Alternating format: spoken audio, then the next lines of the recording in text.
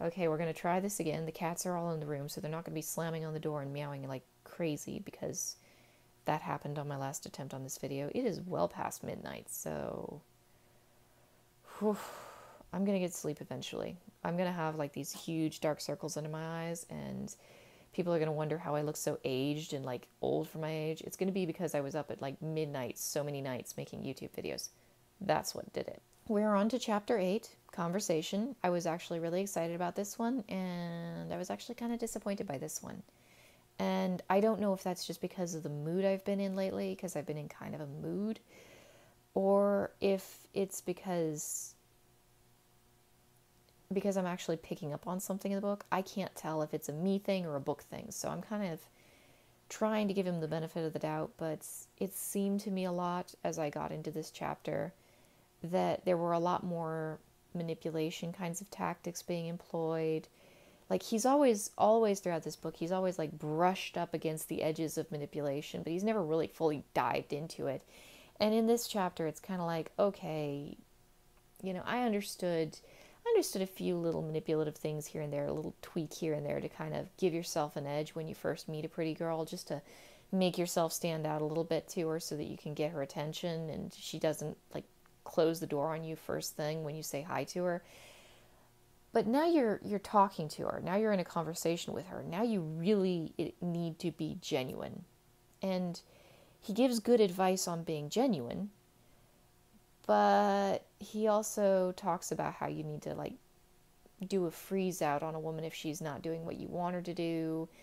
And I'm not sure about that. Like I'm not sure I like that. And one of the things I've really liked about Mystery Method so far is that so much of it is just the pattern by which relationships form. So if you're bad at forming relationships, okay, that's the air conditioner.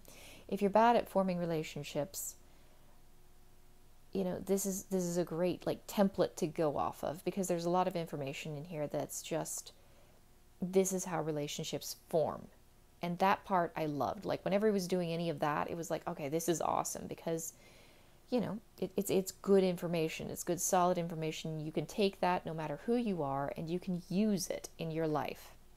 You could be a Christian who's vowed to stay a virgin till marriage, and you can take that information and say, okay, this is the structure of a relationship when it's forming. How do I do this?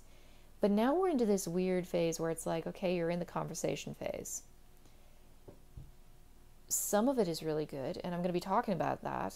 Like, not all of it. I'm sure I missed a thing or two, but I'm going to be talking about that in this chapter.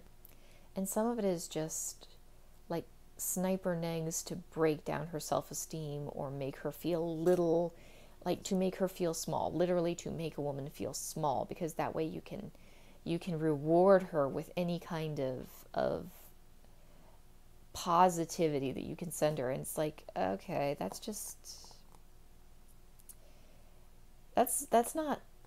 not something I would want to be around. Like if I was talking to a guy and I was weighing him up as a potential partner, I wouldn't want him to be picking at me or giving me little sniper nags to break down my self-esteem, just so that he can reward me with some little token of his approval.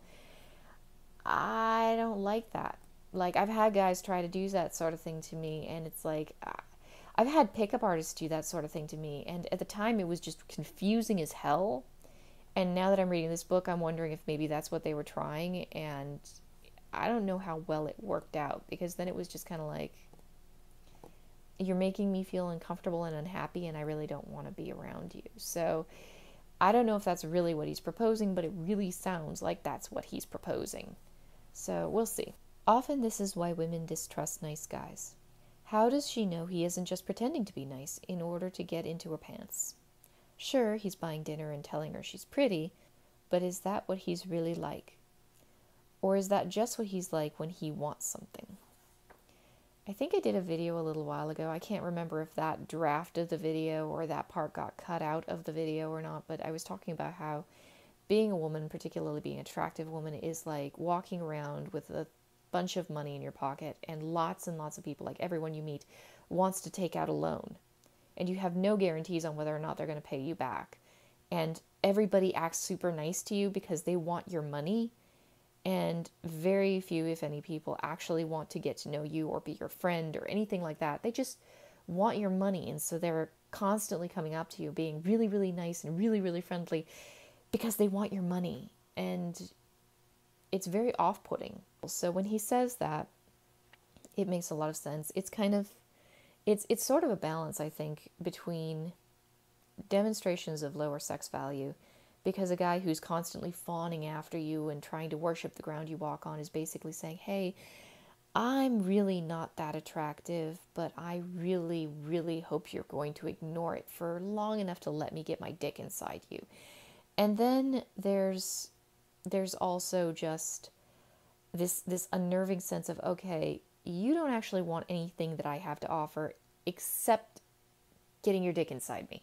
Like, you just want something from me, and I can feel it so strongly that I really don't want to be around you. Like, I want to be around someone who doesn't constantly telegraph to me that they want something from me.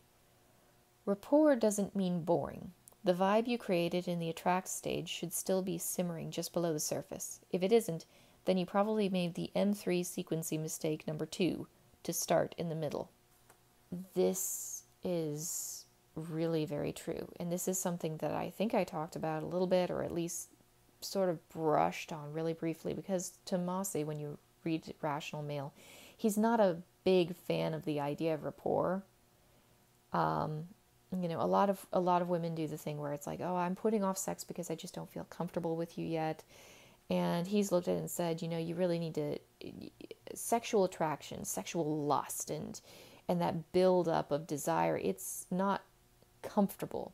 And he's right, it's not a comfortable feeling, but you do need to feel comfortable enough in another person's presence. So it's kind of this weird mixture of comfort and discomfort. You want to be comfortable with the person, but you also want to be, boiling inside.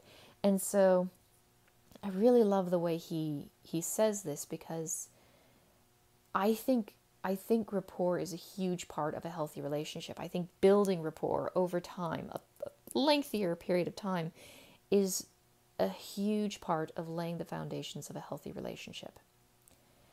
I think getting to know the other person really, really well before you jump into bed with them is what determines whether or not the relationship has any real holding power. If you know the other person really, really well, and you don't have all those crazy sex hormones from when you first start having sex with them rushing around in your system, you can get a more accurate judgment of whether or not you actually want to stay with that person. That's important for women, because women in particular tend to have long-term sex strategies. They're looking for, ideally, a man who's going to be a good monogamous partner and who embodies everything they want. Like, women want it all. We want the guy who's the stud, the alpha, all that wonderful stuff. But we also want the guy who's going to stick around, help us raise the kids he produces, be a good father. We want it all. And so we're going to get as close to having it all as we can, especially if we're smart. There are some women who are just, there are always going to be sluts in the world. There are some women who are like, hey, you gave me a tingle, so now I'm going to, get into bed with you. There are going to be those girls, but if you're looking for a girl who has any real quality to her, she's going to need more time than that. She's going to need to weigh you and evaluate you thoroughly. And honestly, you're going to need time to weigh and evaluate her thoroughly. Oh, she looks really hot. Oh, she's really pretty. Oh, she likes the same things I like. Oh, wow, she's really crazy and I should get the hell away from her, and I'm so glad I did not have sex with that woman. That woman is nuts. You want time to evaluate a potential sex partner. I know that's not a popular opinion, but that's where I stand. And I think that's the reason this chapter didn't sit so well with me. I think it's because this book has been geared toward getting a woman to bed, within about 7 hours of meeting her, 7 hours of exposure to you. So possibly over multiple days, but 7 hours. And that really isn't where I'm coming from. And so I understand that in the context of the book, he's probably doing just fine. I don't think that's a good way to form a relationship. I don't think that women should be hopping into bed with a man they've only known for about 7 hours. I know it happens, but they were never, they're never men you want to keep. Like, if you actually want to keep a guy, you don't hop into bed with him right away. If he's leaving town that day, like literally leaving town that day, you might make an exception. Yeah, it's been known to happen. But it's not like you're going to see him again. If you're not going to see him again, then you sleep with him quickly. If you're going to be seeing him again, you got to take the time to weigh him and judge him. And that's one of the things I loved about my relationship with my husband. There wasn't a time limit. We got to just spend time with each other and get to know each other and build up that sense of rapport. And also build up that sense of lust. Like, a lot of people think that building rapport means just getting to be friends. And it's like, no, you build up a little bit of attraction and then you get to be friends. But the attraction can't die. It's like a little teeny ember inside of each person's heart. And you gotta keep that burning away. If the ember dies, then you're friends. Congratulations, you made a friend.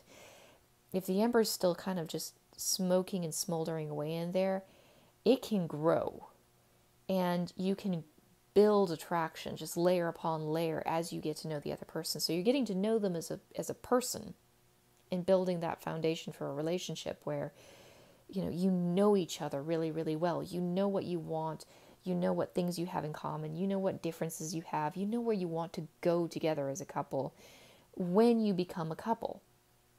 As opposed to you meet someone and snap, you become a couple, and the next thing you know, it's like, well, okay, we've slept together, so I guess, do you have any hobbies? Do we have anything in common?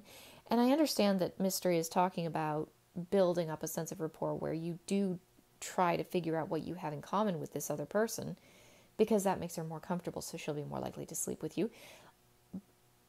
But I don't know if it entirely answers the big questions, like, do you want to have kids? What are your thoughts on getting married? Do you want to buy a house together? Are you more of an apartment person? Do you like my cat because you might be with him for a long time? Punishment, reward. In this way, the punishment is actually just a quick, sharp correction, like in dog training. It's not personal, and you're not angry. The solution dog trainers have formulated is this proven procedure. After the correction for bad behavior, structure a challenge for the dog to do something correctly. Right after you shake the jar, say, sit, and help the dog sit. Then reward it with love and affection. Good girl. Yes, good boy. If you only punish, the dog will see you as the punisher. I don't know about this. Like, I don't care if he's talking about training a dog. People train each other. People give each other indications of things they like and things they dislike. And that's the reason that I'm kind of not so sure about this. Like, people do this in regular, normal interactions. So, if someone does something that you don't like, you give them subtle cues that you don't like it. And people are doing this to each other all the time, and it's so subtle and it's so under the surface that we don't even notice it when we're doing it with other people. At the same time, one of the reasons it's subtle is because we are not actively trying to manipulate one another. We're just going about reacting to other situations. I don't know how many people who are healthy are actively trying to train other people to do things. And so, and also I'm not sure how well this even works. It just seems like the sort of thing that someone would do if they've got like borderline personality disorder or something. Like, I dated a girl with BPD, and she was diagnosed. She told me after we started dating, like, oh, by the way, I have this, but don't worry about it. It's like, okay, wonderful. But, yeah, like, it seems like the sort of thing, like, I don't know if that's the sort of thing you want to be around. If it's not the sort of thing you want to be around, is it the sort of thing you want to be doing to another person? Like, okay, you did something I don't like, so I'm going to ignore you for a minute, And then, like, it just seems so passive aggressive. I don't know. It seems like a really weaselly thing to do. And I understand that people do small, subtle things to communicate pleasure and displeasure to one another. I just don't know if I like the idea of doing it quite so consciously, and I don't know if I like the idea of having some sort of convenient little reward lined up afterwards so that your good dog, I mean your girlfriend, will just wag her tail and feel happy that you've given her some little token of your affection, like some little token of appreciation or of acceptance. It's not exactly what I would want someone to be doing to me. I think I'd find it rather annoying.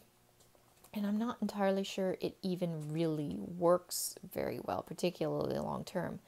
I knew pickup artists. I slept with pickup artists, and I can remember two of them who tried this sort of thing, and I didn't really know what the hell was going on. Like, everything was good, everything was friendly, and then all of a sudden they give me some sort of quick little insult, like out of nowhere. They criticize something I said or something I did, and I'm sitting there just looking at them like, what the hell? Where did that come from? And it seemed like such a bitchy little thing to do. Jealousy plotlines. For a girl, horniness is a less powerful motivator than jealousy. Well, unless you're me. Unless you're me, and then all bets are off. And I've said this before, and I think people just think that I'm making a NAWALT argument, but really, like, it doesn't really work for me. Like, I've always been very strongly of the opinion that I either have a guy or I don't have him. And if he cheats on me, then I didn't have him to begin with. So if some other girl walks up to him and starts flirting with him, it's like either he's going to be loyal to me or he's not. And if he's not, fuck it, I didn't have his attention to begin with. And maybe it's just that I had so many men around me and I was so unattracted to nearly all of them that if one of them started flirting with another girl, it was just kind of like, I guess that one's not a keeper either. Let's find a better one. Maybe it was just that, and maybe it was that I had this abundance of opportunity or this attitude of abundance, whatever they call it. And I wasn't interested in guys who couldn't keep it in their pants when another girl was around. Because women are pretty. I mean, guys are going to look at women. Guys are going to flirt with women. Guys are attracted to pretty women. I never had a problem with that. Like, I never did. And so if a guy was to at some point try to motivate me with jealousy, number one, I probably wouldn't notice. Number two, if I did notice, I'd probably think he was being stupid. That's me. That's definitely just a me thing. Most women, they probably respond to a jealousy narrative a lot better. Women get jealous. I don't understand it, and I don't think I ever will understand it, and maybe that's a good thing because it seems unpleasant. The jealousy plotline gambit may sound Machiavellian, and perhaps it is. Just keep in mind that jealousy plots are extremely effective, and women use them on men all the time. Yes, we're being Machiavellian, and we're even going to admit that we're being Machiavellian, but it's okay, because somewhere out there are women doing this to men, and it's horrible for them too, but again, other people do it, so it's okay if I do it. It's like the worst moral justification for anything ever. It's like, well, that other person is doing a bad thing, so I get to do it too, right? And I've seen it so many times, like when I was in strip clubs, like all the time. It was like, well, that other stripper ground on that guy's dick, so I should get to grind on this guy's dick, right? And it's like, no, because it's illegal. Like, it's written in the law in this county, you cannot grind on dick. I know that the customers want it. I know they get angry when you don't give it to them. I know that they yell at you when you don't give it to them. I've been yelled at a lot. It's still illegal. So just because that girl got drunk and made an idiot of herself and did something that was illegal, that doesn't mean it makes it okay for you to do it. But, every night, there's some girl out there, well, she's doing it, so I should be able to do it too, right? Ugh, no, it doesn't work like that. We're not children. It is not okay for you to, it's not okay for you to act horrible to another person just because somewhere out there someone else is acting horrible to yet another person. It's not okay for you to treat your girlfriend like shit because you had a girlfriend who treated you like shit. It's not okay to, like, when I was a little girl, my mom used to say, two wrongs don't make a right. How come nobody else learned this? Like, I was getting told this, like, all the time. Like, I remember like walking through the grocery store and mom would say it, or being in the car and mom would say it. And like I have this mental map in my head of all the different places that we went in my teeny dinky little hometown, and I can remember her saying that to me and at least once in each one of those places. And I have seen so many guys who are like, well, women do this, so I can do it too. It's like, I thought we were all supposed to be just being better human beings to each other, but maybe a lot of people just miss the memo.